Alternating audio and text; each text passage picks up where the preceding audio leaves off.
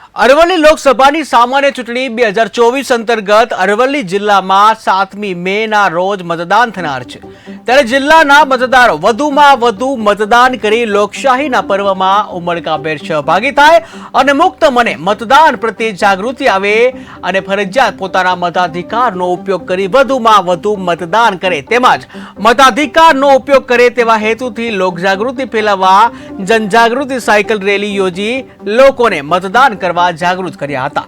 Cycle રેલીનો પ્રારંભ Malpur road ઉપર સાંઈબાબા મંદિર ઓઘારી તળાવ જિલ્લા પોલીસ વડા શેફાલી બારવાલે લીલી ઝંડી આપી પ્રસ્થાન કરાવ્યું હતું। આ રેલી મોડાસાના મુખ્ય માર્ગો ઉપર થઈ ઉમિયા મંદિરે પૂર્ણ કરી તમામ લોકોએ મતદાનની પ્રતિજ્ઞા લઈને સમાપન કરવામાં આવી હતી।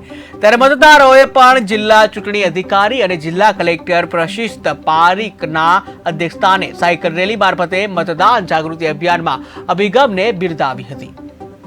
ખાતે સાયકલ રેલીનું આયોજન કરવામાં આવ્યું છે મતદાર જાગૃતિ માટે।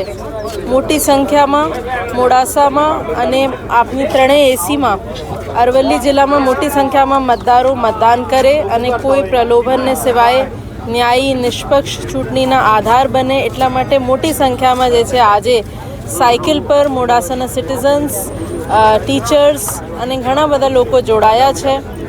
આ શેરી શેરી જઈને અમે અને એમને રસપ્રદ બનાવવા માટે સાથમાં મ્યુઝિક પણ હતું અને લોકો પણ ખૂબ સારી રીતે રસ્તામાં શેરીમાં અમે આવકાર્યા છે।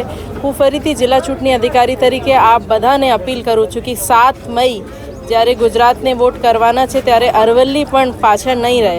સાથે સાથે હું જણાવવા માંગુ છું અમારી સોશિયલ મીડિયા પણ હવે ડેલી સિરીઝ મતદાર જાગૃતિ માટે ચાલી રહી છે।